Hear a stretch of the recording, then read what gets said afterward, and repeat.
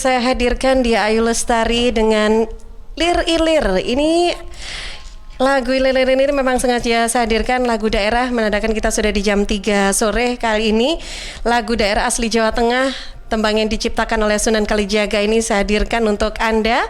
Dan selanjutnya sahabat, kita akan lanjutkan kebersamaan di program khusus memperingati Hari Pers Nasional HPN tahun 2021. Aliansi Wartawan Surabaya atau AWS menggelar diskusi dan webinar dengan tema peran media massa dalam penanganan COVID-19 di Jawa Timur.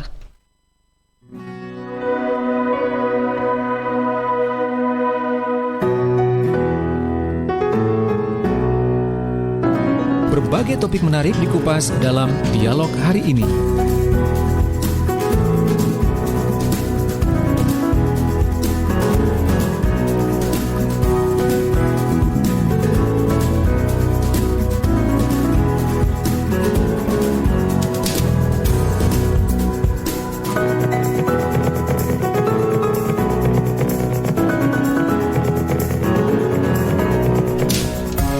Assalamualaikum warahmatullahi wabarakatuh. Selamat sore sahabat Suara Sidoarjo, sahabat RGR Tulungagung, juga sahabat Suara Sampang dan sahabat Mahardika Bondowoso yang sore hari ini juga merilai untuk siaran kita dari Suara Sidoarjo.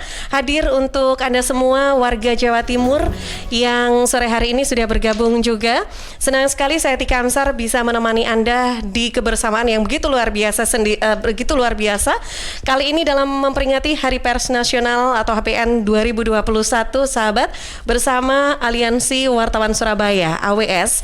Kita akan mengisi kebersamaan sore hari ini dengan diskusi bersama dan juga webinar yang sore hari ini ternyata di Zoom kita di Suara Sidoarjo juga sudah banyak sekali yang bergabung. Halo, selamat sore semuanya yang sudah bergabung di Zoom. Saya pengen lihat dong kameranya, boleh dibuka dulu dong semuanya. Mana nih yang muncul kok cuman baru terlihat wajah-wajahnya ini cuman 2 aja. Halo semuanya, boleh dong menyapa dulu. Hai, semoga selalu sehat begitu ya.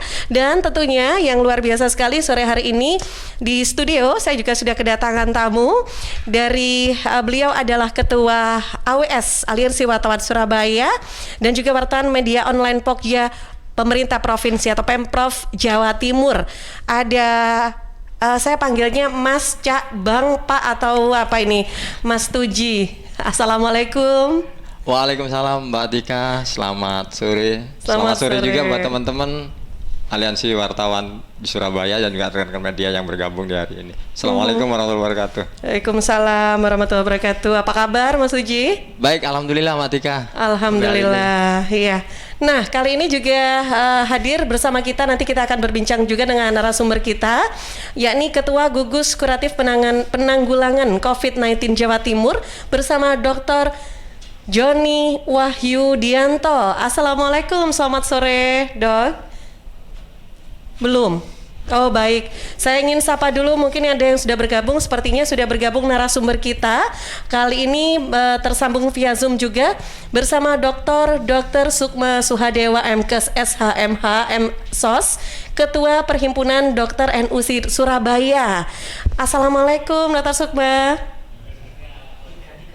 Oh belum, tadi saya kayaknya ngelihat deh sudah bergabung ya, belum ya?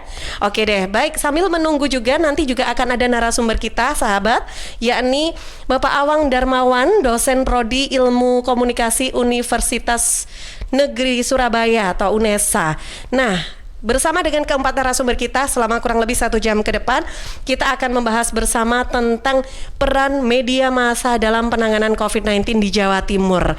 Sebelumnya saya juga ingin mengucapkan untuk Mas Tuji, juga untuk semua para insan pers yang ada di ruang tamunya Suara Sidoarjo juga yang sudah bergabung via Zoom juga. Selamat Hari Pers Nasional.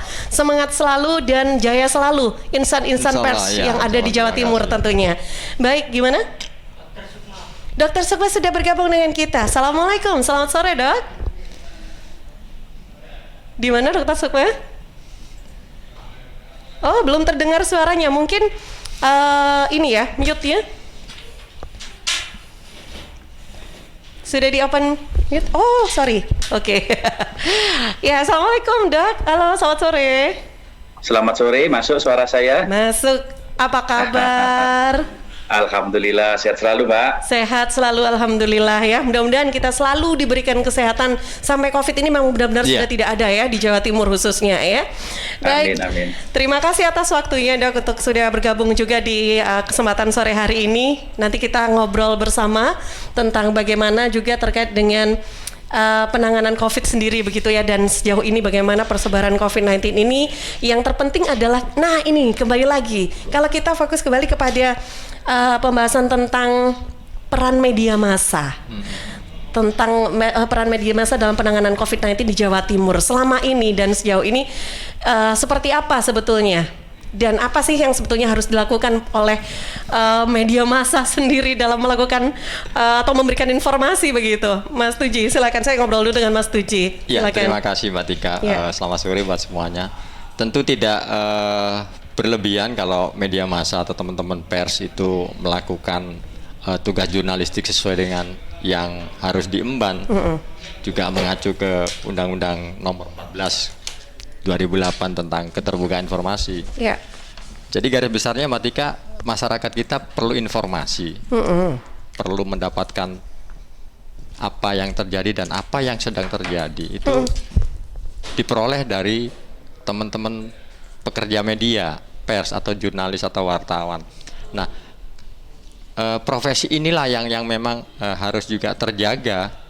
Ketika mereka harus ke lapangan, ketika mereka terkendala COVID tidak harus ke lapangan dengan cara bertelepon atau ber-WA kepada narasumber tentang sesuatu. Kalau kemarin COVID sampai hari ini, ya itu yang harus tertulis atau diberitakan kepada masyarakat.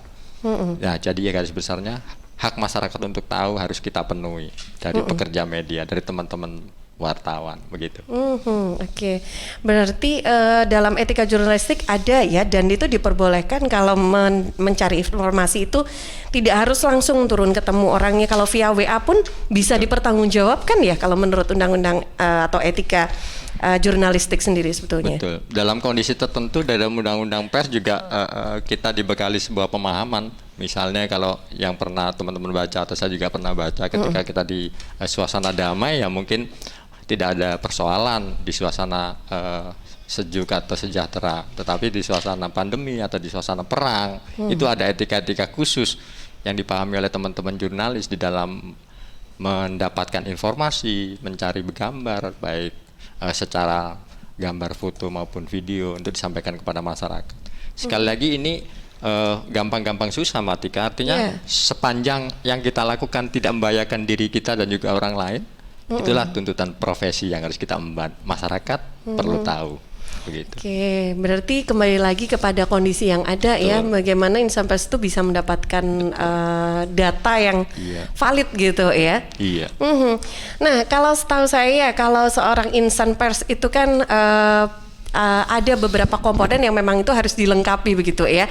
Contohnya nih, kalau media online atau media televisi dan juga koran, biasanya kan harus ada foto juga sebagai pembuktian atau penguatan dari berita yang diberikan. Nah, kalau cuma lewat telepon aja gimana, atau lewat WhatsApp gitu? Bisa Mbak Tika. Dari berbagai teori dan juga pemahaman fakta di lapangan yang dilakukan, misalnya mohon maaf kemarin saya sendiri melakukan itu di Gedung Gerahadi untuk mendapatkan informasi perkembangan penanganan COVID-19. Nah, hal-hal seperti itu ya kita ikuti, misalnya prosedur harus bermasker, menjaga jarak aman, dan kemudian juga mendapatkan informasi valid yang dari pihak-pihak berkompeten. Kalau di Jawa Timur ada Dr. Joni ya sebagai penanggung jawab gugus tugas penanganan COVID-19. Informasi itu harus kita dapatkan, kemudian kita sajikan dalam bentuk berita. Kembali lagi itu hak masyarakat untuk tahu. Foto juga, kalau sepanjang kita di lokasi dan mendapatkan foto seperti kalau keterangan pers yang diberikan Dr. Joni sih tidak ada kesulitan menurut saya teman-teman melakukan itu. Dan di Gerahadi yang kita ikuti selama ini ya berjarak. Sedemikian rupa protokol kesehatan dijaga, kita harus bermasker dan duduk ketika konferensi pers pun berjarak. Jadi teman-teman memahami itu. Iya. Oke. Ya, untuk tema sendiri dari HPN kali ini kan bangkit dari pandemi begitu ya. Iya. Kalau di Jawa Timur sendiri mungkin ada tema khusus atau mengikuti tema nasional ini? Iya, tentunya mengikuti tema nasional seperti yang disampaikan oleh Presiden Joko Widodo kemarin ketika di puncak Hari Pers Nasional, bahwasanya peran serta media massa ini sangat-sangat diapresiasi sekali oleh Presiden, bahwasannya insan pers seluruh Indonesia juga memang dalam kondisi seperti ini tetap harus berada di garis depan. Itu tadi kembali menggali informasi untuk disampaikan kepada masyarakat. Dan Presiden dalam Hari Pers Nasional mengucapkan juga tantangannya memang tidak mudah, ya harus disiasati dengan hal-hal tertentu untuk di dalam teknik peliputan. Intinya kita tidak boleh berhenti untuk mendapatkan informasi kepada masyarakat. Tapi protokol kesehatan tetap harus dilakukan, begitu ya. Nah, kalau dari insan pers ini punya etika jurnalistik gitu ya. Nah, saya ngobrol dengan Dr. Sukma, ini baru gabung dengan Dr. Sukma ya. Dr. Joni sudah bergabung juga. Baik, sebelum saya ke Dr. Sukma juga saya ingin sapa dulu juga. Assalamualaikum, selamat sore Dr. Joni. Waalaikumsalam, Mbak. Mohon maaf telat, baru dari SS. Oh iya. Gak apa-apa dok, apa kabar? Baik. Alhamdulillah. Iya, terima kasih nih atas waktunya. Sepertinya sibuk sambil tanda tangan berkas ini ya. Appointment atau apa ini ya. Banyak sekali berkasnya di sana. Alhamdulillah masih menyempatkan waktu di Hari Pers Nasional, memperingati Hari Pers Nasional. Kita bersama insan-insan pers, Dok, untuk sore hari ini. Dokter, ya, nanti kita kali ini kita ingin membahas ya tentang peran media massa dalam COVID-19. Nah, saya nanti pertanyaannya sama mungkin nanti boleh dengan Dr. Sukma atau Dr. Joni, mungkin ada pendapat atau ada versi yang berbeda mungkin. Saya penasaran juga karena yang satunya gugus tugas, yang satunya dokter NU gitu kan. Ya saya nanti pengen ngobrol, tapi pertanyaan saya gini, kalau teman-teman media ini kan punya etika jurnalistik ya begitu, yang ini pun juga dipadukan dengan kondisi yang ada untuk tetap bisa memberikan informasi meskipun kondisi COVID-19. Nah, kalau dari gugus tugas sendiri begitu, ada tidak sih etika-etika ataupun etika dalam pemberitaan media dalam memberikan informasi terkait data COVID-19 begitu? Adakah mungkin ini boleh nih diberikan informasi kepada media, ada yang mungkin tidak seperti itu, Dok? Oh, ini pertanyaan ke saya ya? boleh, silakan Dok. Dengan Dr. Joni dulu, nanti boleh dijawab oleh Dr. Sukma. Silakan Dok. Dari saya. Iya, silakan Dr. Joni. Mulai bulan, saya sedikit cerita ya mungkin untuk gugus tugas pencegahan dan pengendalian COVID-19 di Provinsi Jawa Timur yang kebetulan Ibu Gubernur menugaskan kami di dalamnya sebagai Ketua Gugus Kuratif. Jadi semua informasi yang masuk ke kita itu kita sampaikan ke media, ada press conference kalau setiap sore. Kemudian setelah itu kasus menurun bulan-bulan Agustus, September itu menurun, mulai kita sampaikan di dalam bentuk laporan ya, kepada semua stakeholder, dan kalau kawan-kawan memerlukan bisa ketemu dengan kita, ya juga kita sampaikan. Yang kita sampaikan itu apa adanya, seluruh kasus yang ada. Tapi tentu proses untuk pencegahan dan pengendalian tidak bisa semuanya disampaikan. Contohnya, misalkan apa yang kita lakukan mulai Maret sampai dengan sekarang, rapat-rapat, pengendalian, dan macam-macam kegiatan kan tidak semuanya bisa disampaikan, karena begitu banyaknya. Jadi, kami hampir setiap hari itu ketemu, baik sekarang melalui online maupun langsung. Kalau memang urgent atau penting sekali langsung dalam jumlah yang sedikit, kalau memang tidak ya online. Itu yang tidak mungkin kita sampaikan satu persatu.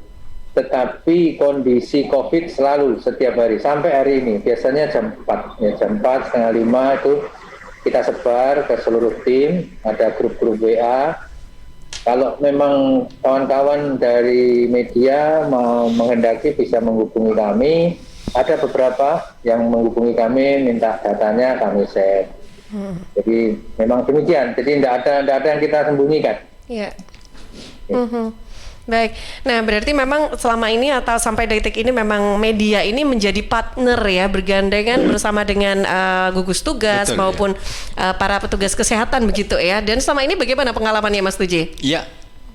Tepat yang disampaikan oleh Dr. Joni, kita melihat dan ikut sendiri merasakan sejak awal. Mungkin sedikit cerita Mbak Tika, ketika Ibu Gubernur kita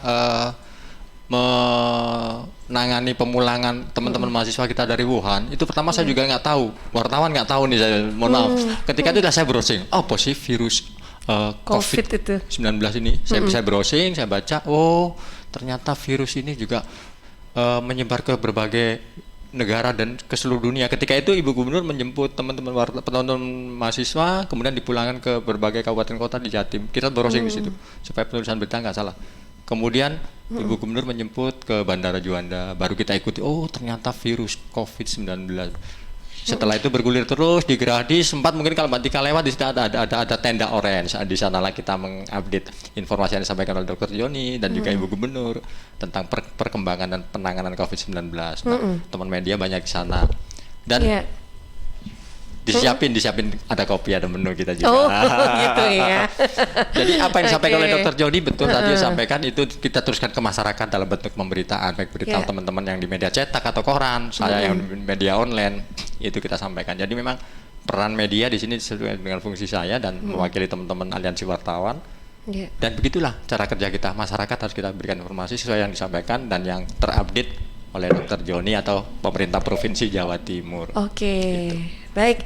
Ya, ini saya ke Panji dulu. Ya, Panji. Iya, ini Panji. mumpung sebelum dibuka sesi tanya jawab, ini media online dari Suara Sidoarjo juga nitip pertanyaan ke satu di antaranya Dr. Joni, karena kita tahu untuk jurnalis ini kan menjadi satu bagian dari pentahelix ya dalam hal COVID-19. Dalam hal ini, kapan rencananya untuk para jurnalis mendapatkan vaksinasi COVID-19? Karena otomatis kan selalu berada di garda depan, mulai dari tempat rumah sakit, isolasi, narasumber, dan sebagainya. Oke, Panji siap ya? Siap selalu. Oh ya, oke. Ya, Dr. Joni, silakan boleh ditanggapi dulu dan nanti nangis kalau nggak ditanggapi. Gimana? Silakan, Dok. Iya, jadi terima kasih Mas Panji. Iya. Dan Mas Uci dan juga seluruh kawan-kawan media yang saya dan Bu Kepala Dinas sudah ditugaskan oleh Bu Gubernur untuk segera kawan-kawan media dari PWI untuk segera dilakukan vaksin ya. Tapi ini ada beberapa yang harus disiapkan karena ketersediaan vaksin. Begitu nanti vaksinnya tersedia, kita akan segera. Moga-moga minggu ini bisa atau terlambat minggu depan. Nah, hari ini kalau tidak salah Kepala BPOM ke Dinas Kesehatan untuk melihat kapasitas dan kualitas dari storage vaksin kita. Karena kan nanti jumlahnya lebih banyak dari nakes itu yang periode berikutnya. Ya, dan ini begini, saya sampaikan ke kawan-kawan media, memang pada tahap pertama yang untuk nakes itu ada beberapa kendala. Salah satunya kan piker kita, piker yang di sentralistik itu kadang-kadang ada di piker, tapi cari orangnya sulit. Ada orang yang nggak ada di piker, jadi kadang-kadang menimbulkan masalah. Kesehatan sudah, benar Pak Menteri Kesehatan sudah memutuskan untuk dibantu dengan manual. Makanya ini ya setelah dibantu manual ya lebih cepat. Dan ada masalah juga di meja 2, meja screening. Meja screening itu untuk melihat kesehatan penerima vaksin ya. Lalu pemerintah sudah mengurangi kontraindikasi. Dan yang kedua, kita bisa melakukan screening sebelum vaksin itu dimulai. Jadi katakan vaksinnya mulai jam 9, mulai pagi sudah di screening dulu, sehingga nanti bisa lebih cepat. Ini sudah dilakukan di kawan-kawan di Lamongan. Lamongan itu nakes yang begitu banyak itu 2 hari selesai. Ternyata saya tanya kepala dinasnya, metodenya demikian. Jadi di screening dulu nakesnya itu. Jadi pada saat datang ke tempat vaksin pasti sudah terscreening. Mungkin nanti kawan-kawan PWI, kawan-kawan media juga begitu. Jadi begitu ada vaksinnya, mungkin nanti yang sudah tercatat kita screening dulu, kemudian data di pikernya juga kita urus. Kalau tidak ada ya bisa pakai manual, sehingga datang di tempat tempat vaksinasi tinggal nyontek, kemudian evaluasi pasca vaksinasi lebih cepat. Oke. Oke. Ya, baik. Nah, ini dia. Berarti memang kalau selama ini jumlah wartawan itu memang lebih banyak ya, Mas Tuji ya? Kayaknya bisa Di Jawa begitu. Timur begitu ya? Kayaknya bisa begitu. Lebih banyak dari nakes kata Dokter Joni ya. Wow, luar biasa. Nah, sekarang kalau tadi kan dijelaskan oleh Mas Tuji bahwa memang sebetulnya bahkan untuk mengetahui apa sih COVID-19 itu virus yang seperti apa sih itu harus closing dulu. Nah, berarti media itu juga butuh acuan begitu kan ya untuk mengetahui hal itu. Saya penasaran kalau saya ngobrol dong dengan Dokter Sukma, Dok. Kalau dari seperti Perhimpunan Dokter NU sendiri begitu ya yang ada di Surabaya, apakah memang ada seperti mungkin website atau mungkin seperti apa sih cara untuk memberikan edukasi pemahaman terkait kan kalau sekarang juga bukan hanya virus COVID itu apa ya, cuman sekarang juga lebih banyak lagi istilah-istilah untuk pengobatan untuk mengetahui atau mendeteksi virus COVID seperti swab atau rapid seperti itu kan, banyak hal yang perlu diketahui oleh masyarakat begitu, istilah-istilah yang mungkin istilah-istilah kedokteran yang perlu dipahami begitu. Kalau dari Dokter Sukma sendiri bersama Persatuan Dokter NU Surabaya, edukasi yang dilakukan ini seperti apa untuk memahami tentang COVID-19 dan segala macamnya begitu yang berkaitan dengan COVID itu, Dok?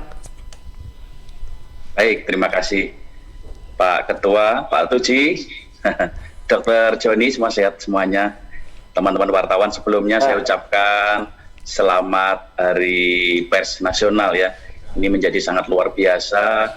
Kami bisa ikut berpartisipasi di dalam memberikan informasi terkait terhadap pandemi COVID-19 ini.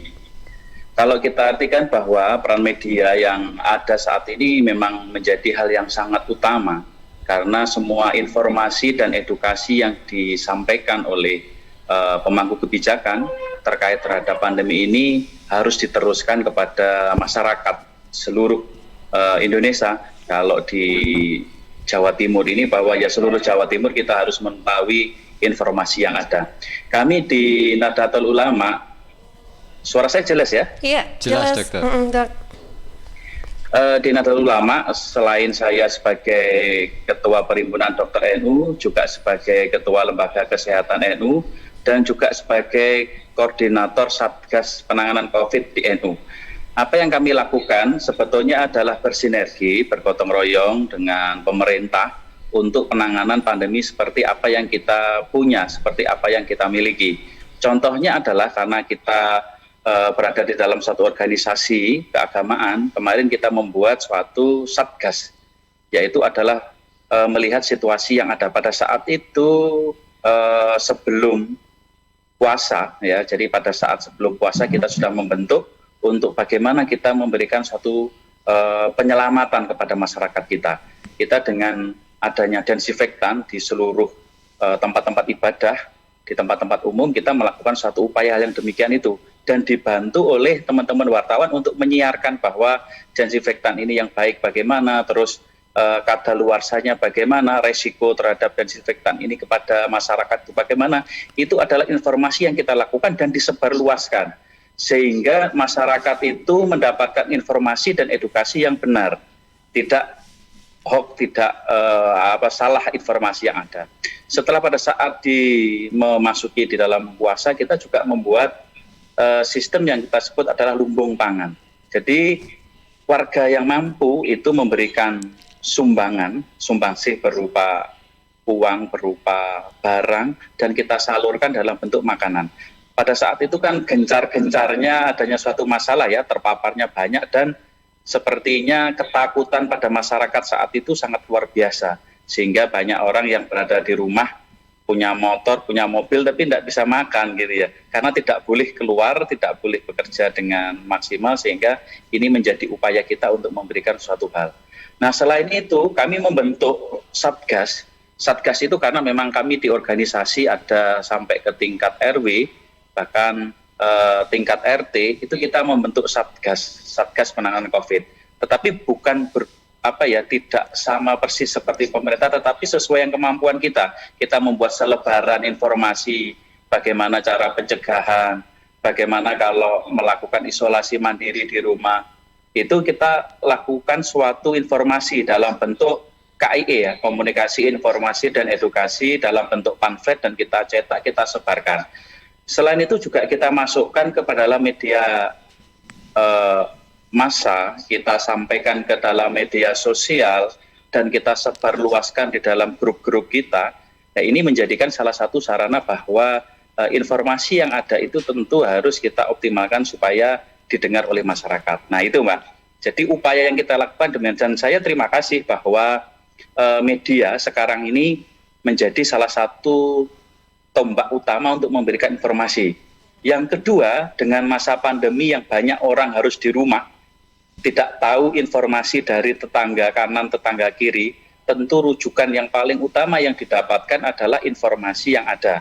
Kebetulan adalah sekarang ini setiap orang mungkin punya gadget ya, punya HP, ya, bahkan ada yang lebih satu punyanya, grup WA-nya banyak, grup media banyak.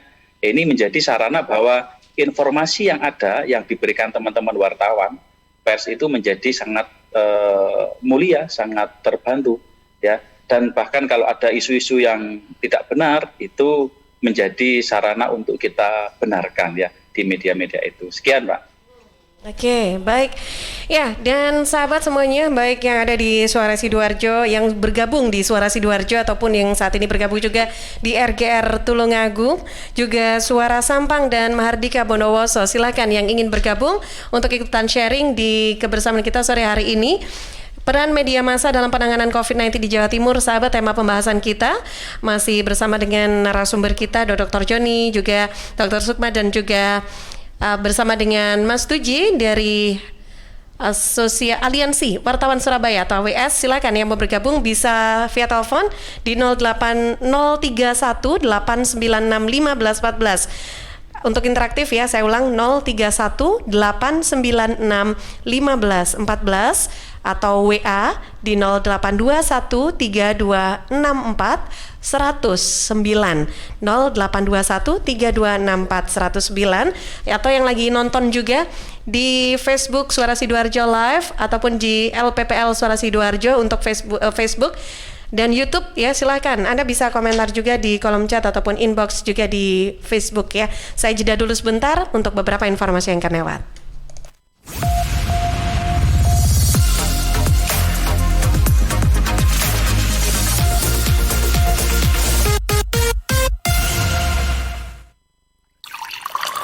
Dua per 3 komponen penyusun tubuh kita adalah air. Perhatikan apa yang kita minum. Pilihlah yang bukan hanya menghilangkan haus, tapi punya nilai lebih. Untuk sehari-hari atau acara khusus, minum air dalam kemasan Santri, produksi Kepontren Sidogiri Pasuruan, yang tidak hanya menyehatkan, tetapi turut mengembangkan perekonomian umat.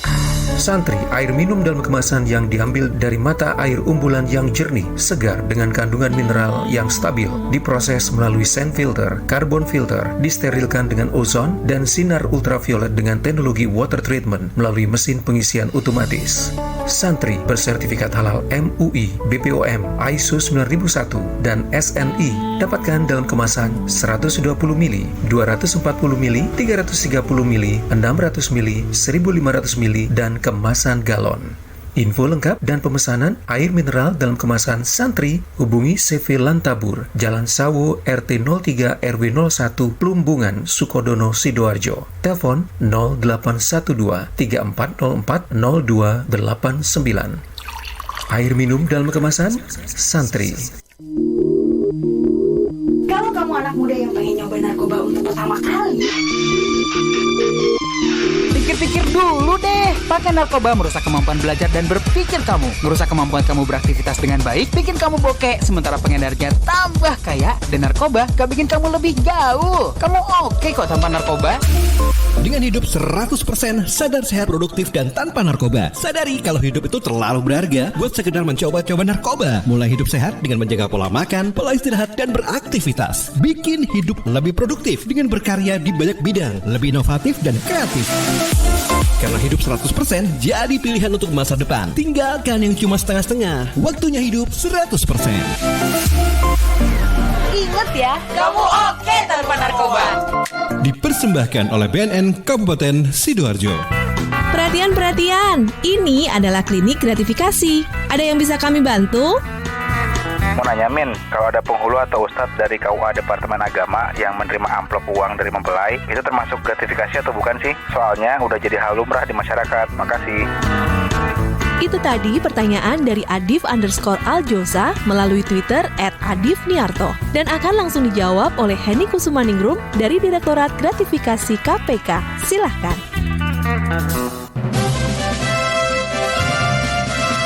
Penerimaan amplop uang oleh seorang penghulu dari mempelai termasuk gratifikasi yang dilarang. Sebenarnya, insentif bagi penghulu karena menikahkan mempelai sudah termasuk dalam uang pendaftaran pernikahan yang dibayarkan ke Kementerian Agama. Jadi, bila penghulu menerima uang di luar insentif resmi tersebut, maka hal itu disebut gratifikasi terlarang. Nah, sekarang udah tahu kan? Segala permasalahan seputar gratifikasi dapat Anda tanyakan kepada kami melalui Twitter di @kanal_KPK dengan hashtag klinik gratifikasi. Sampai jumpa di klinik gratifikasi berikutnya.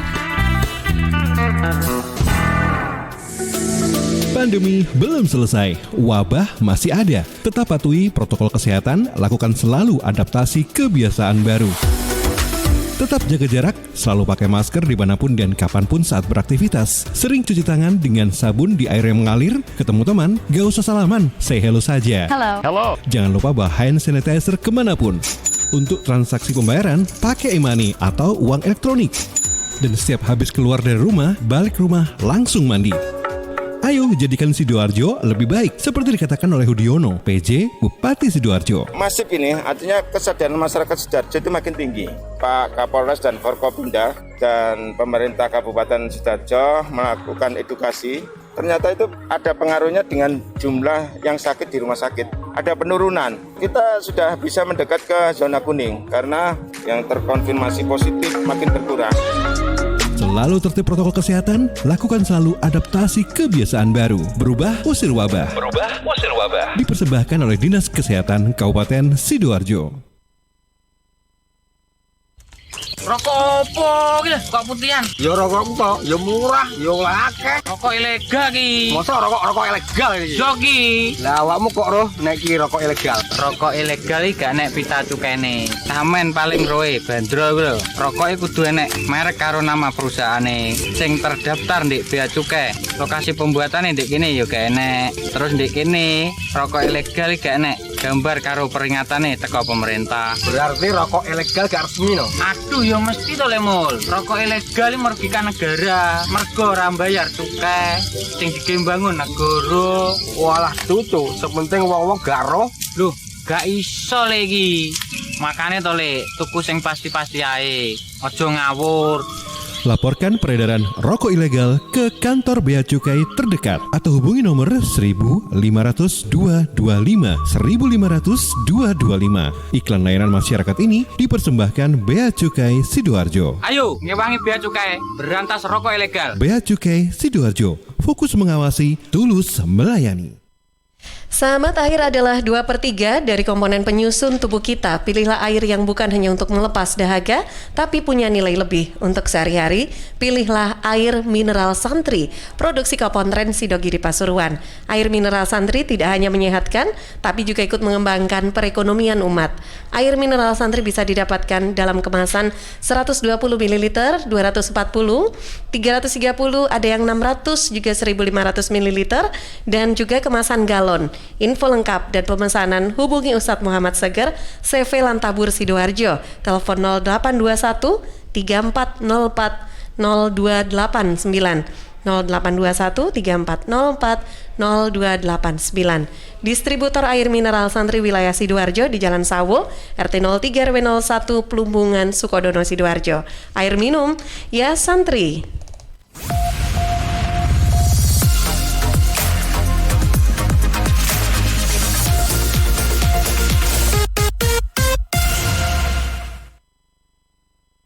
Ya, sahabat, kembali di perbincangan kita, diskusi dan webinar dengan tema peran media massa dalam penanganan COVID-19 di Jawa Timur. Masih dalam memperingati Hari Pers Nasional HPN tahun 2021.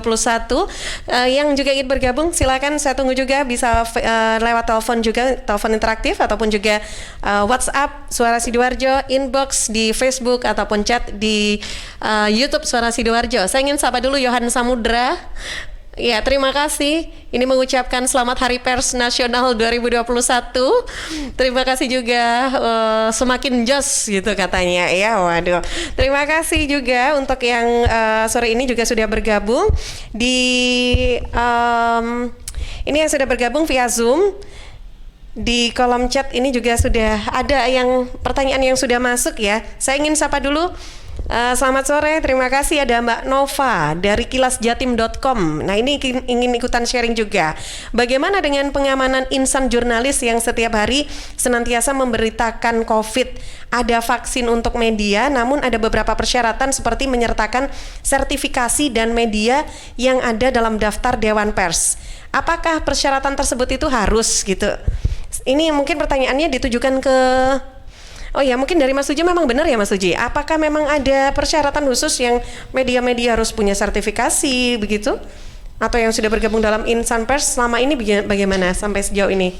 Kalau info tentang vaksinasi begitu untuk insan jurnalis begitu, untuk pengamanannya sih ya vaksin ini gimana? Makasih Mbak Tika. Seperti yang kita perhatikan, kita baca juga regulasi itu dari pemerintah pusat. Memang kan berurutan menunggu giliran begitu. Tetapi untuk pastinya bagi kita secara pribadi di Jawa Timur maupun Surabaya, seperti tadi yang disampaikan oleh Dr. Joni, itu akan juga melalui induk organisasi, mungkin melalui PWI Jawa Timur. Mungkin terkait pertanyaan tadi ya kita tunggulah. Oke, baik. Kalau Dr. Joni sendiri menanggapi pertanyaan dari Mbak Nova, bagaimana nih dokter? Ya, masih bersama Dr. Joni, masih bersama kita? Oh iya. Oke.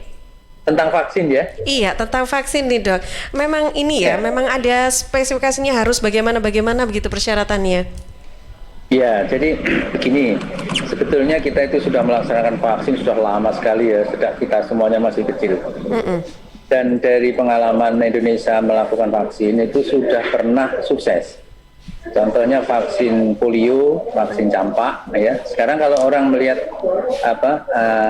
orang yang kena campak kan kecil, difteri juga bisa terkendalikan, polio juga demikian. Moga-moga COVID ini juga demikian. Nah, ada efek samping akibat vaksin yang disebut dengan KIPI, ya, kejadian ikutan pasca vaksinasi.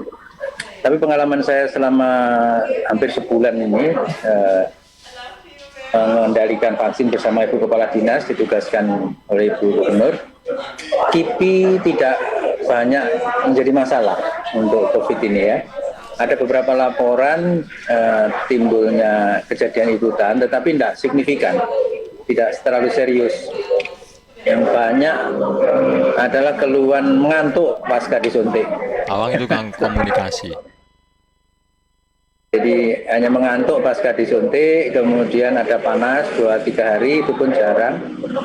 Ada kejadian yang agak perlu perhatian, karena sebetulnya dia ada penyakit sebelumnya yang tidak cerita.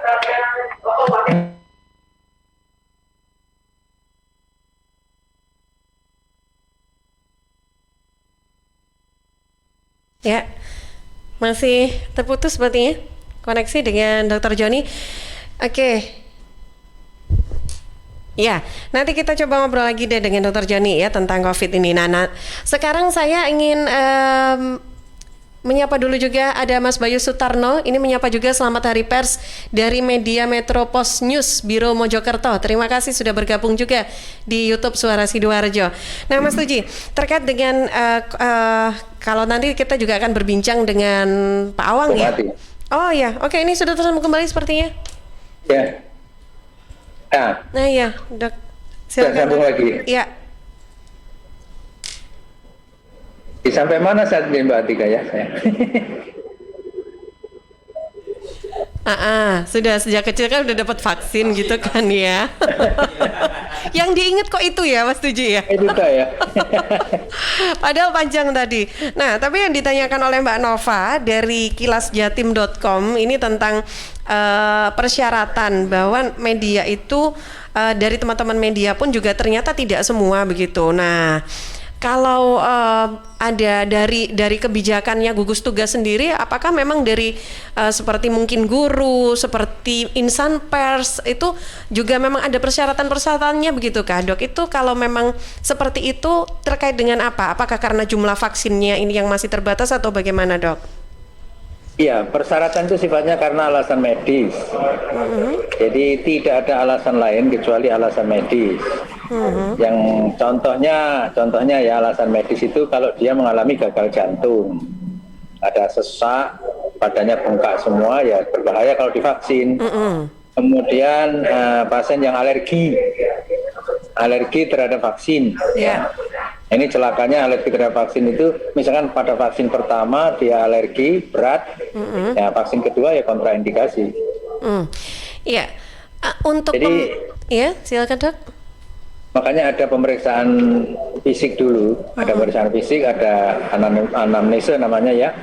Apakah punya penyakit berat, penyakit alergi, penyakit jantung, ginjal, liver, itu semuanya kita tanyakan. Hamil, penyintas, ya. Kita tanyakan semua. Jadi alasannya alasan medis, bukan alasan yang lain. Oke, baik. Nah, ini Oke, baik. Nah, ini juga saya sore ini ingin menyapa dulu, ini baru saja bergabung ya dengan kita bersama dengan Pak Awang, sudah bergabung dengan kita Pak Awang. Baik, Assalamualaikum, selamat sore Pak Awang Darmawan. Waalaikumsalam warahmatullahi wabarakatuh. Alhamdulillah, akhirnya ya bisa masuk juga ya bergabung. Terima kasih Pak Awang sudah menyempatkan waktunya juga untuk bersama kita sore hari ini. Iya, nah Pak Awang ini kalau dari tadi kita sudah ngobrolin tentang persebaran COVID dan juga bersama dengan teman-teman media, bagaimana pemberitaan, bagaimana apa yang harus dilakukan oleh media dalam memberikan informasi. Tapi kan dalam memberikan informasi media itu kan membutuhkan komunikasi yang tepat begitu. Kalau dalam kondisi yang seperti ini, komunikasi yang seperti apa sih yang harusnya dilakukan oleh insan pers itu dalam memberikan info tentang COVID sendiri selama pandemi seperti ini, Pak Awang? Langsung ditodong pertanyaan ya Pak ya. Silakan Pak Awang. Ya, terima kasih. Salam untuk para insan pers Indonesia, Dr. Joni, Suara Sidoarjo, Dr. Sukma Sadewa. Oke, sangat senang sekali saya bisa berinteraksi dengan semuanya. Pertama ya, yang mungkin tidak bisa kita lepaskan adalah ada beberapa komponen, yaitu tentang sistem tanggung jawab sosial dari pers itu sendiri, yang mana tanggung jawab sosial ini tentu yang paling penting saya kira berbicara terhadap kepentingan kesehatan publik, kesehatan dari masyarakat di tengah pandemi COVID-19. Kalau kita berbicara seperti itu, pasti kita ada dua irisan saya katakan ya. Pertama ada komunikasi risiko, yaitu bagaimana kebijakan pemerintah ketika itu dikeluarkan berhubungan dengan penanganan COVID-19 dari berbagai macam sektor, baik itu sampai saat ini adalah isu tentang vaksinasi dan lain sebagainya, itu menjadi suatu hal yang memang harus diekspos. Dalam arti tanggung jawab sosial ini adalah berhubungan dengan kepentingan informasi yang berhubungan dengan hak-hak informasi publik. Dan saya kira pers memiliki sayap ini untuk bisa diekspos, didiseminasikan kepada publik. Ya, yang paling penting lagi saya kira bahwa dalam komunikasi saat ini adalah komunikasi krisis. Saya katakan yang dimaksud krisis di sini adalah kondisi yang ketidakpastian di tengah pandemi COVID-19. Meskipun kita sudah 1 tahun menghadapi COVID-19, saya katakan perubahan-perubahan kondisi, baik itu tentang sosial, ekonomi, kesehatan, saya katakan toko informasi dari semuanya itu adalah kesehatan. Ketika pemerintah mengambil kebijakan ekonomi, kebijakan politik, yang paling menjadi toko informasi saat ini adalah isu kesehatan. Dan ini saya kira perlu dibimbing oleh media. Bagaimana ketika pemerintah nanti mengambil satu kebijakan-kebijakan yang berhubungan dengan politik, sosial, ekonomi, budaya, yang paling harus diutamakan tetap adalah pokok informasi tentang kesehatan. Sehingga kondisi ini akan sangat membantu bagi publik, karena publik sendiri itu mengalami ketidakpastian tentang kondisi-kondisi pandemi COVID-19. Misalnya, pertama kita tahun lalu menghadapi tentang peta sebaran COVID-19. Sekarang kita sudah beranjak pada dampak dari COVID-19. Yang ketiga, sekarang kita akan beranjak pada new normal. Yang keempat, kita beranjak pada fase vaksinasi. Saya kira kalau kita berbicara komunikasi kritis situasi yang tidak pasti ini, harus ada 3 elemen yang dipegang. Pertama adalah kecepatan informasi, yang kedua itu adalah transparansi informasi, dan saya kira narasumber yang paling banyak harus digali ini adalah pemerintah, transparansi informasi dari setiap kebijakan-kebijakan dampak COVID-19 dan penanganan COVID-19. Dan yang ketiga, saya kira yang paling penting, pers harus bisa menjaga bagaimana pemberitaan-pemberitaan itu jeli, yaitu berhubungan dengan konsistensi informasi. Nah, konsistensi informasi ini saya kira tetap juga akan berpacu bagaimana informasi itu akan dikeluarkan dari pemerintah sebagai semangkuk kepentingan. Nah, ketika 3 unsur ini sampai kepada masyarakat, sebenarnya masyarakat ketika mengalami kecemasan, ketidakpastian di tengah pandemi COVID-19 tentang perubahan-perubahan situasi dan kondisi khususnya tentang kesehatan dan dampak-dampak multi efeknya baik ekonomi, sosial, politik. Ketika serius itu dibingkai dalam pemberitaan-pemberitaan yang itu dilakukan oleh pers, ini akan bisa menekan kecemasan dan ketidakpastian, baik itu dari kalangan pengusaha, kalangan masyarakat umum yang itu saya kira ibu rumah tangga, mahasiswa, anak didik, sekolah-sekolah, siswa, guru, ataupun wirausahawan. Saya kira itu butuh sekali informasi yang sifatnya itu kecepatan, kedalaman informasi, dan diimbangi juga dengan transparansi informasi maksud saya, dan juga konsistensi informasi. Saya kira itu poin penting dari krisis dalam situasi COVID-19. Ya, baik. Nah, silakan untuk yang sudah bergabung juga via Zoom, yang ingin bertanya langsung, nanti boleh berikan raise hand juga. Nanti saya akan buka, boleh dibuka untuk mute-nya juga dari admin Suara Sidoarjo juga, untuk menanyakan langsung. Pertanyaannya boleh boleh disampaikan langsung begitu ya. Silakan cukup raise hand saja. Nanti saya akan diinfokan atas nama siapa begitu ya. Nanti saya akan berikan kesempatan untuk langsung menyampaikan begitu ya pertanyaannya. Oke, Mas Tuji, tadi sudah dijelaskan oleh Pak Awang terkait dengan komunikasi yang seharusnya begitu dilakukan. Selama ini bagaimana? Kalau dari teman-teman insan media sendiri atau insan pers sendiri yang ada di Jawa Timur ini dalam melakukan komunikasinya. Iya, terima kasih Pak Awang juga atas partisipasinya dan kehadirannya.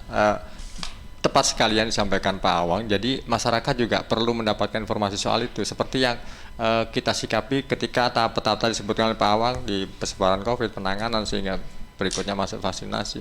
Ini adalah zona berita kritis gitu loh. Kecemasan masyarakat juga tidak boleh kita tambah lagi dengan berita-berita kita yang misalnya juga akan membuat mereka atau masyarakat bertambah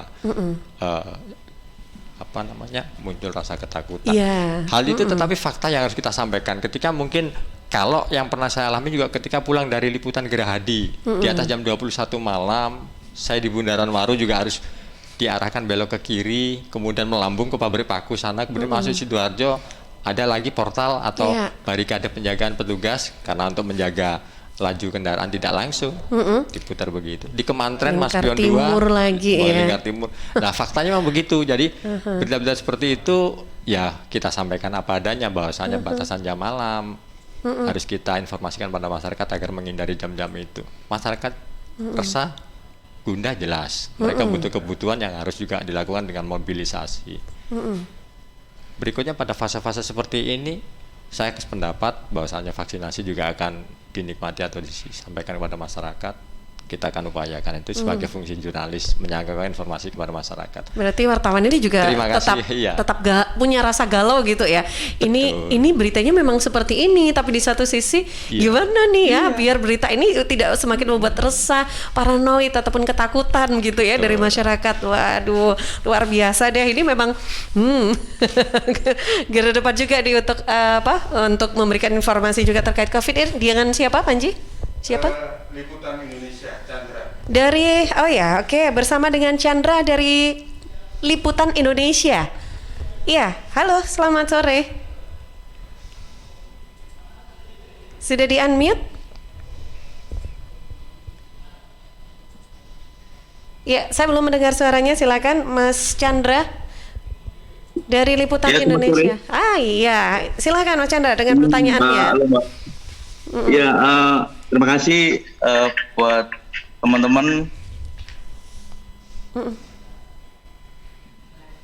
Oke. Terputus lagi sinyalnya ya. Silahkan untuk yang lainnya kalau yang ingin bergabung juga kita masih ada kesempatan nih untuk bisa sharing juga dengan para narasumber kita sore hari ini. Iya, dari Potret Kota. Iya. Jadi ini nih sudah tersambung Mas Chandra. Silakan. Apa yang saya tanyakan? Apa yang... Ya. Iya. Dari Potret Kota. Oke deh, saya ke siapa namanya? Nggak ada ya, cuman Potret Kota gitu aja ya. Oh ya, oke. Baik, nah nanti kita coba untuk sambung lagi ya dengan narasumber kita ataupun juga semua sahabat-sahabat dari Insan Pers yang juga sudah bergabung via Zoom. Ini ternyata perbincangan kita juga disaksikan juga diikuti oleh Insan Pers bukan hanya Surabaya, Bondowoso, Tulungagung ataupun juga dari Sampang, tapi juga dari Mojokerto juga ada sudah menyapa juga sore hari ini. Iya, Mas Uji lagi-lagi ya untuk media untuk bisa tetap menjaga independensinya begitu dalam melakukan pemberitaan begitu. Ada nggak sih kira-kira kalau dari AWS sendiri obrolan Oh ini sudah tersambung lagi ya? Ya udah deh, pertanyaan saya keep nanti dulu ya Mas Tuji. Oke. Kita lanjutkan dulu deh Mas Chandra. Oh gitu. Nah silakan. Jadi gini, tadi kan udah saya ngomong terkait peran serta masyarakat kan juga perlu aktif juga dalam ini. Juga ada beberapa berita-berita itu yang mengarahnya kan yang berbeda-beda. Nah saat ini pemerintahan kan mengucurkan anggaran untuk kesehatan sendiri itu kan lebih besar dari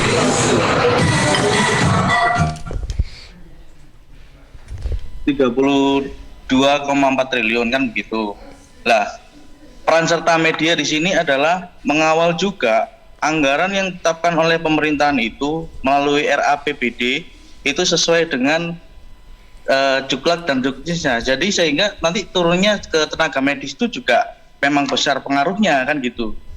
Kalau sesuai turunnya otomatis kan dari pihak tenaga medis kan pasti berupaya lebih keras lagi kan gitu Mbak ya. Yeah. Jadi kami berharap saya juga selaku media, teman-teman juga media juga otomatis kan jelas pasti ada beberapa pertanyaan dari masyarakat. Kok aturannya diberlakukan seperti ini? Terus apakah ketika saya sudah mengetahui bahwasanya saya adalah terpapar COVID, saya harus langsung laporan sendiri, nanti takutnya dikenakan umum atau bagaimana kan begitu. Apalagi sekarang masalah dana-dana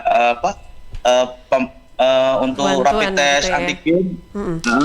Untuk rapid test antigen juga harganya juga relatif. Lah kita sebagai media, kita mau konfirmasi kemana, kadang melalui via WA, itu juga kadang belum dibalasnya besok. Lah sedangkan kantor itu kan butuhnya kan lebih cepat untuk memberikan tanggapan yang informasi yang harus meluas ke masyarakat lebih cepat. Otomatis kalau online seperti ini kan begitu. Itu aja sih Mbak. Jadi saya bikin untuk khususnya sih Dr. Joni juga atau Dr. Sukma atau yang punya kepentingan dalam dunia kesehatan untuk ketika wartawan itu mengkonfirmasi setidaknya harus cepat-cepat memberikan jawaban. Saya mengakui bahwasanya beliau-beliau adalah orang-orang yang sangat sibuk kan begitu karena tidak hanya media saja yang diurusin. pasti orang-orang yang terpapar COVID atau yang ya urusan pemerintahan lainnya lah pastinya. Tapi harapan kami sih dalam APN ini kita dukung untuk menurunkan klaster COVID lebih cepat. Tapi juga peran serta masyarakat juga harus dibutuhkan juga. Apa yang harus disajikan dalam informasi berita ini yang lebih jelas kan gitu aja sih, Mbak. Ya, jadi gitu aja. Kita udah tangkap nih pertanyaannya. Makasih ya Mas Chandra. Oke. Terima kasih Mbak. Sama-sama. Nah, silakan ini berarti sebentar saya tambah satu lagi untuk pertanyaan langsung saja dari Potret Kota Tio. Oh iya, dari Mas Tio dari Potret Kota. Silakan Mas Tio. Ya, silakan Mas Tio. Sudah di-unmute? Oh iya, sebentar silakan Mas. Belum ya? Sudah Eka? Belum terdengar suaranya Mas?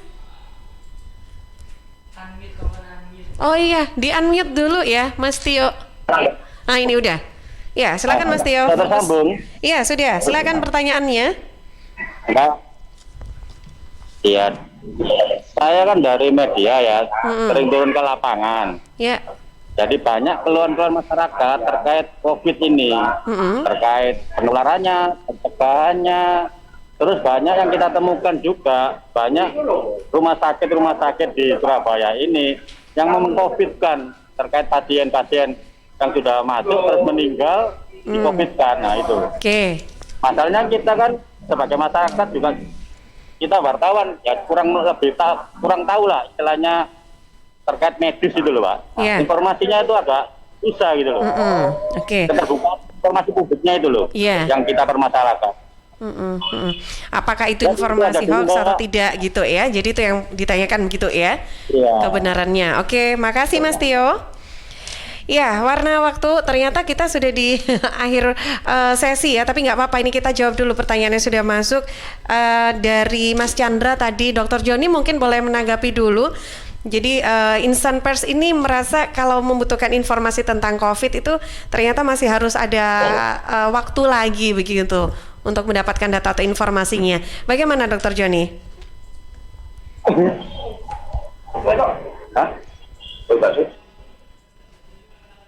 Ya, masih bersama kita Dr. Joni?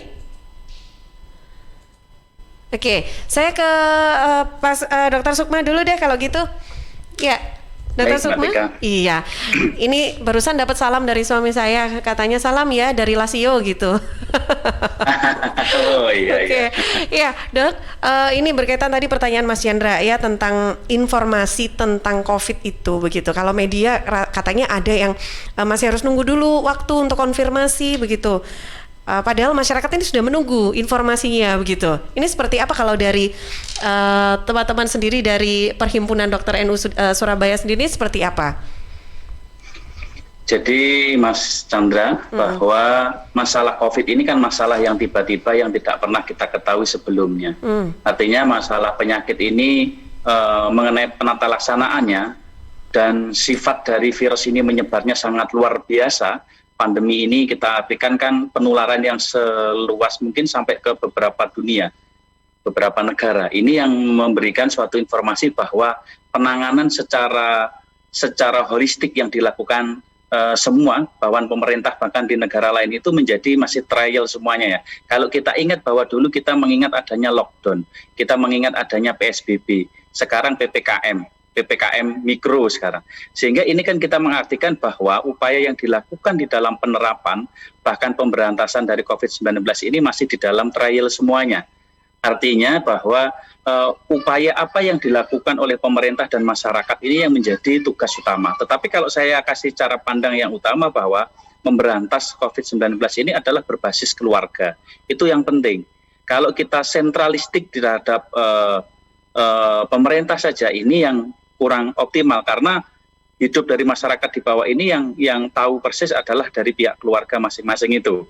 Nah, apa yang dilakukan oleh Mas Chandra sebagai wartawan, sebagai halnya adalah sebagai pengawas terkait RAPB ya tadi ya, anggaran dana yang sangat luar biasa ini menjadi salah satu tugas kita semuanya untuk mengawasi hal tersebut.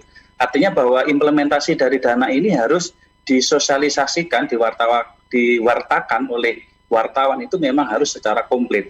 Perlu kita ketahui bahwa Presiden kita memberikan jaminan bahwa seluruh masyarakat Indonesia itu akan mendapatkan vaksinasi. Bagi yang terkecuali yang disampaikan Dr. Joni tadi masalah penyakit-penyakit yang lainnya itu. Ini merupakan suatu dana yang tidak cukup kecil, cukup besar. Bahkan dulu saya pernah memberikan tautan di dalam media bahwa sebetulnya jurnalistik ini juga perlu ada dana darurat untuk memberikan suatu penanganan, yaitu masker, APD, begitu ya. Karena beliau terlibat di dalam suatu medan yang sangat riskan sekali, sama halnya dengan teman-teman kami, sejawat kami yang ada di dalam rumah sakit saat ini. Ya, ini yang menjadi sesuatu bahwa ya karena masalahnya yang utama adalah masalah kesehatan ke beberapa masalah bahkan ke perekonomian, ini menjadi segala sesuatu yang harus kita lakukan. Nah, apa yang menjadi titik terang kita saat ini adalah pemerintah sangat aware sekali, pemerintah sangat peduli sekali. Tetapi cara penanggulangan yang secara optimal ini yang masih kita tunggu dan kita harus kaji secara berulang. Tadi disampaikan Mas Nuji, PPKM Mikro dengan menutup jalan, di jalan-jalan raya itu ditutup dengan upaya masyarakat untuk membatasi kerumunan. Ini adalah segala sesuatu hal yang mungkin bisa untuk melakukan sebagai preventif pencegahan itu sendiri. Aduh, daripada ditutup di mana-mana, saya di rumah saja. Itu kan sebetulnya hal yang demikian yang dilakukan oleh pemerintah. Tetapi ada sisi lain, seperti Mas Nuji tadi pulang dari pekerjaan sehingga harus muter sana, muter sini, ternyata malah ditutup. Ini kan menjadi resiko yang harus kita hadapi bersama. Nah, informasi yang sedemikian rupa tentu bahwa apa tujuan dari PSBB sampai ke PPKM Mikro ini, bahkan ada sikap gotong royong di masyarakat, mulai dari kampung tangguh, kampung sehat, kampung apapun yang dilakukan ini yang harus kita lakukan kajian untuk kita sampaikan kepada masyarakat. Ternyata kampung tangguh di masyarakat ini mempunyai prevalensi untuk mencegah paparan dari COVID-19 itu sekian persen, sehingga bisa ditiru dengan kampung tangguh yang lain. Karena memang masalah virus ini saya rasa adalah basisnya adalah basis keluarga, sehingga kita tahu secara optimal. Yang menyambung tadi pertanyaan kedua dari Mas Tio ya tadi ya. Mengenai COVID dan tidak COVID, ini menjadi sesuatu yang kadang menjadi isu yang berputar-putar terus ya, bergelinding terus.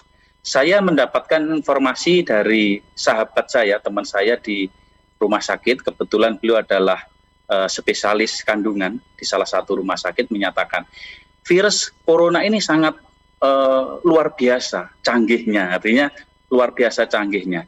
Pada saat di antigen masuk, ya di rapid antigen itu negatif. Tetapi hari berikutnya sudah ada timbul panas, dingin dan lain-lain. Padahal saat itu dia posisi saat mau melahirkan, ya, sehingga timbul rasa sesak yang berlebihan. Nah, di swab lagi ternyata hari kedua adalah positif.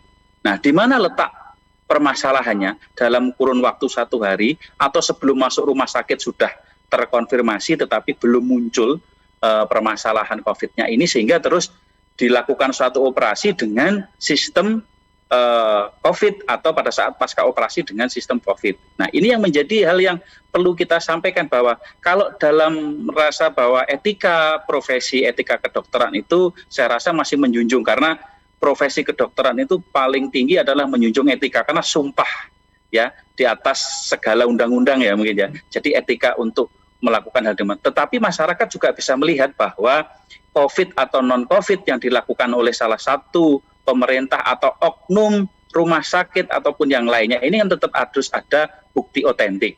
Mana suratnya, apa yang dilakukan, bukti klinisnya bagaimana, ini yang menjadi catatan yang harus kita lakukan, sehingga masyarakat itu pada saat kita informasikan ke media itu menjadi salah satu bahwa oh ini kebenarannya hal yang demikian. Inilah tugasnya wartawan untuk menyampaikan sesuatu hal tersebut. Nah itu Mbak Tika. Baik. Nah ini ternyata kita sudah masuk di sesi akhir untuk perbincangan kita sore hari ini. Sepertinya kalau kita pengen ngobrol apalagi sama teman-teman media ini ya, aduh sudah akan butuh waktu sehari semalam lebih ya. Sambil ngopi ya, harusnya begitu ya. Oke, saya ke closing statement dulu. Boleh disampaikan dulu kepada Pak Awang. Pak Awang boleh disampaikan untuk closing statementnya dari tema kita, pembahasan kita pada sore hari ini. Silakan Pak Awang. Oke, terima kasih.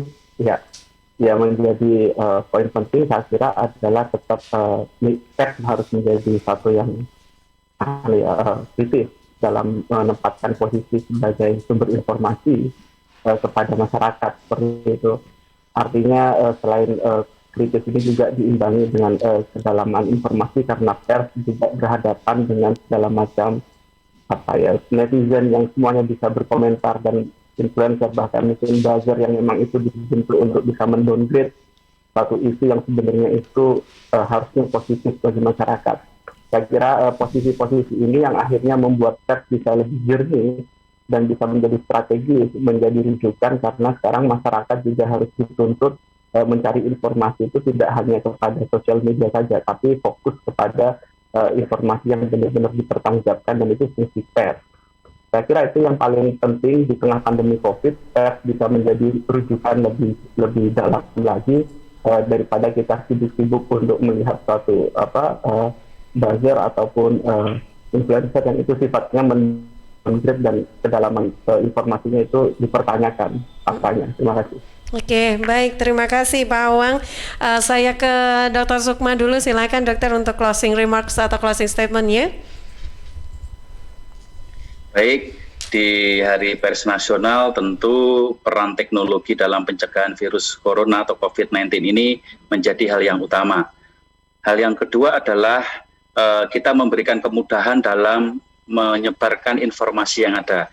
Sehingga peran dari seluruh pihak, tidak hanya pemerintah, tugas masyarakat juga, bahkan tugas dari pers ini memberikan informasi secara mudah untuk masyarakat tidak menemukan kesulitan atau kebingungan di dalam menghadapi suatu informasi dari COVID-19 ini.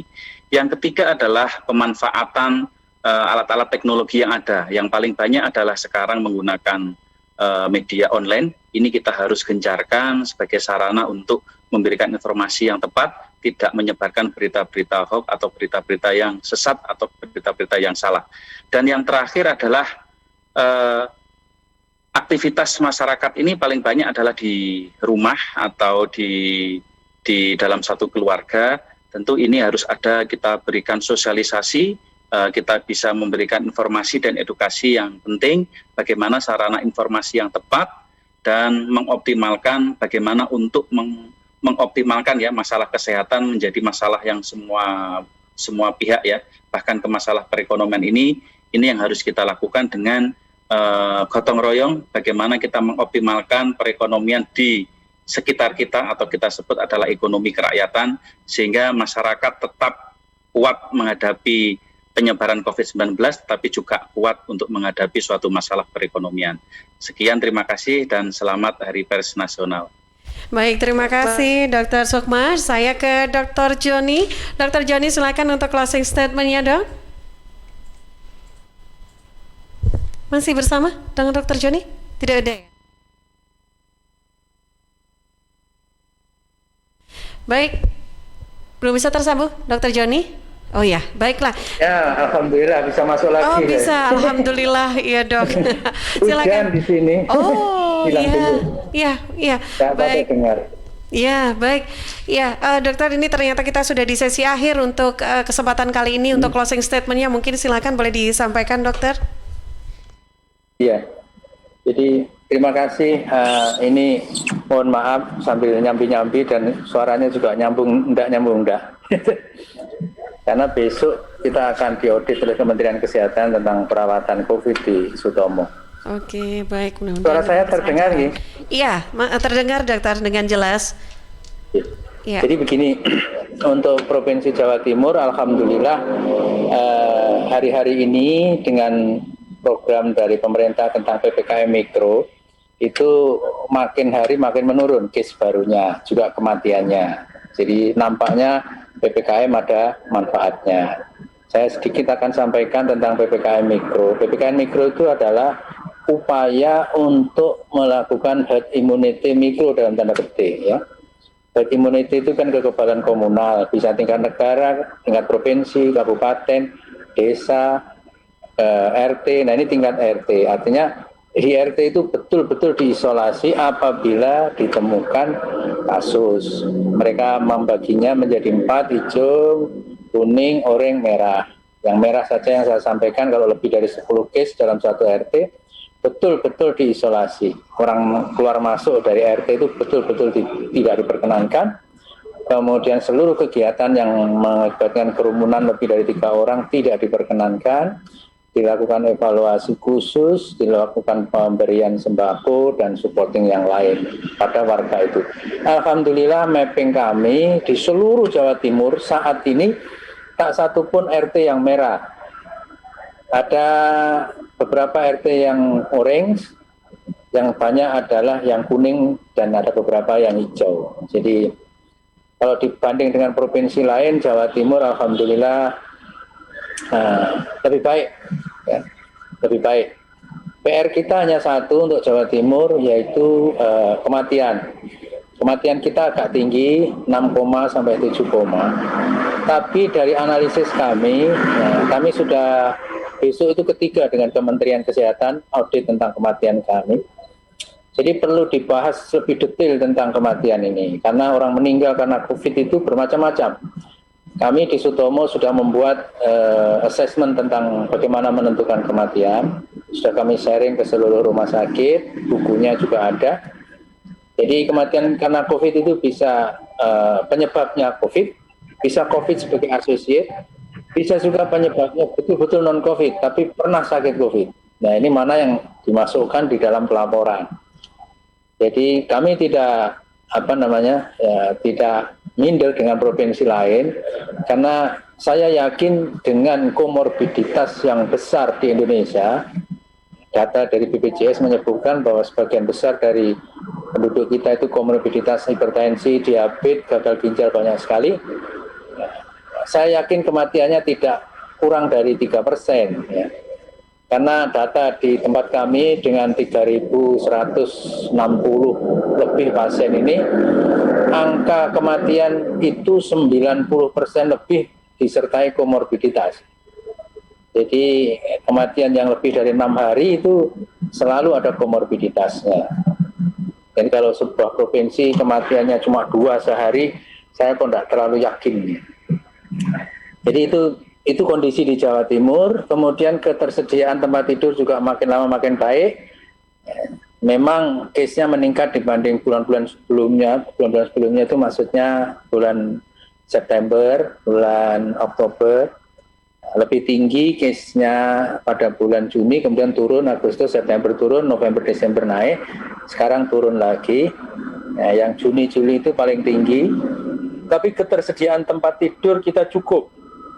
Bor kita di bawah 60%, jadi di bawah ketentuan WHO. Kenapa? Karena memang stressing kita meningkatkan kemampuan pusat layanan.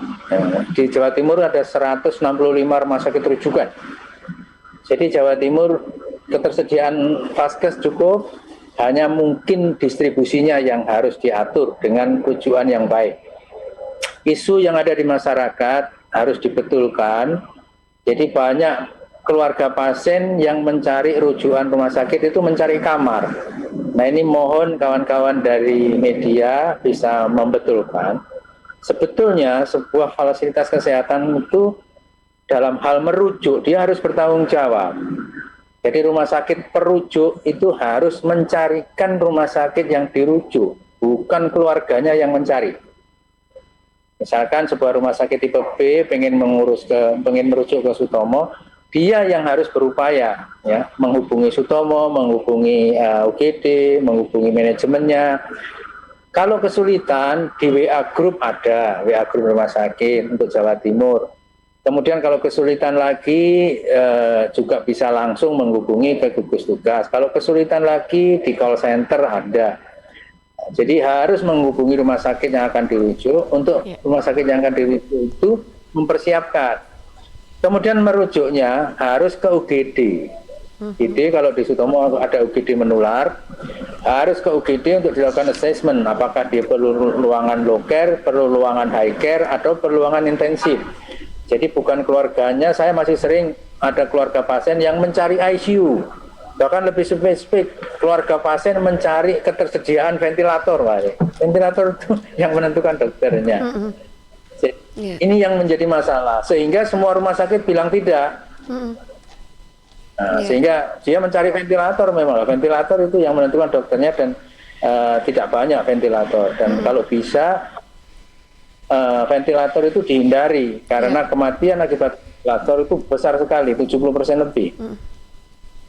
Jadi kalau bisa sebelum masuk ke ventilator itu sudah ditangani dengan yang non-invasif. Ya. Jadi ini yang harus dilakukan pembenahan-pembenahan, tapi kita belajar terus karena ini penyakit baru, moga-moga terus ada perbaikan dari hari ke hari. Terakhir tentang vaksin, saya mau sampaikan bahwa vaksin itu yang ada sekarang Sinovac, efisiensinya disebutkan 65,3%. Jadi kalau ada 10 orang divaksin, 6,5-nya kebal. Tetapi masih ada yang susceptible untuk COVID. Pakai masker yang baik dan benar. Di jurnal dikatakan kalau kita pakai masker, kemudian di sebelah kita ada orang yang membawa COVID pakai masker, maskernya dengan benar, hampir terproteksi 95-100%. Artinya bermasker, menjaga jarak, kemudian cuci tangan apabila tersentuh benda-benda terkontaminasi, itu lebih efektif dari vaksin. Nah, jadi vaksin plus protokol kesehatan adalah cara yang terefektif, efisien untuk menghentikan COVID-19 ini. Ini ada data-datanya, ada jurnal-jurnalnya. Jadi nanti kawan-kawan media walaupun sudah divaksin, jangan pernah mengurangi protokol kesehatan. Sampai betul-betul coronavirus ini tereradikasi. Tereradikasi itu tidak ada kasus minimal 14 hari dalam wilayah tersebut. Saya kira itu. Sampai.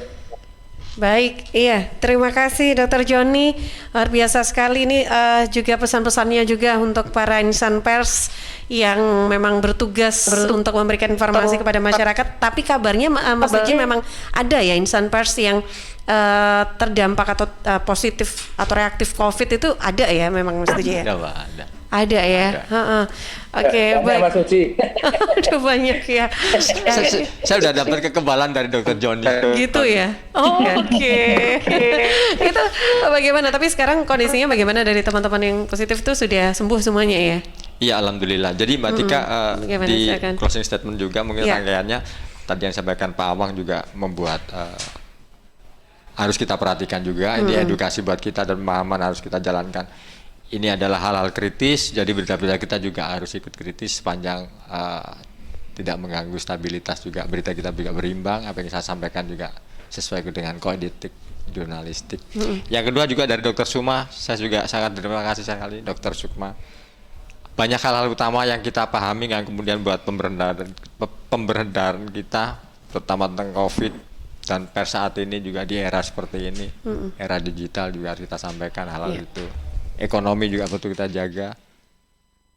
Tak berlebihan juga dari Dr. Joni tadi banyak hal yang kita sampaikan, jadi wawasan kita dari sisi pemberitaan juga harus insya Allah kita benahi, kita luruskan, kita ikut kawal bahwasannya Jawa Timur ini juga bertekad menjadi Jawa Timur tangguh, bebas COVID dan mendukung vaksinasi. Memang hal-hal di masyarakat juga ya begitulah Mbak Tika, di kampung-kampung Mbak Tika, di kampung saya, kampung teman-teman wartawan juga sama begitu, ada portal, ada ini. Bermasker harus kita biasakan, ini kebutuhan kita. Jangan kita lagi lihat orang bermasker, aneh bermasker, nggak boleh lah. Ini kebutuhan kita, bermasker, cuci tangan, jaga jarak, dan selalu menghindari kerumunan. Dan tadi disampaikan oleh Dr. Joni bahwasanya di PPKM mikro ini, ya dari hal kecil, penegasan Dr. Sukma juga di keluarga. Saya juga teredukasi itu kalau pulang dari liputan, keluarga juga pernah saya sampaikan, ini tidak langsung masuk ke rumah melalui pintu utama, Mbak Tika. Pintu samping ke belakang baru lepas baju. Mandi dulu. Ya, istri dan anak juga mengingatkan itu, ya ojo lewat jero loh, lewat samping, mandi dulu baru ganti baju di rumah agar apa yang kita bawa, mohon maaf, setelah seharian di luar tadi begitu, liputan ketemu siapapun, di rumah lewat lompongan, kan orang Jawa bilang lompongan baru ke belakang mandi, masuk rumah steril lagi. Di tas juga ada hand sanitizer, harus kita budayakan. Kurang lebihnya begitu tadi kan. Baik. Ya. Baik, terima kasih banyak Mas Tuji, juga untuk narasumber juga yang sudah bergabung. Terima kasih banyak ya Dr. Joni. Mudah-mudahan selalu diberikan kesehatan juga, tetap semangat juga. Terima kasih juga kepada Dr. Sukma, sehat selalu juga Dr. Sukma. Terima kasih juga kepada Pak Awang, salam sehat Pak Awang, semangat selalu juga. Untuk semua insan pers yang kayaknya ini kompak banget ya, semua saling mensupport dalam acara kita sore hari ini. Sukses selalu untuk insan pers Jawa Timur khususnya, yang juga sedang berjuang juga untuk memberikan informasi, berjuang untuk menjaga kesehatan diri dan keluarga juga gitu ya Mas Tuji ya. Mas Tuji terima kasih banyak, sukses selalu ya. Terima kasih, salam sehat juga untuk Mas Tuji. Insyaallah, amin. Alhamdulillah. Baik, terima kasih untuk semuanya yang sudah bergabung sore hari ini. Saya Tika Amsar, kami pamit dulu ya, undur diri. Terima kasih. Assalamualaikum warahmatullahi wabarakatuh. Waalaikumsalam warahmatullahi wabarakatuh.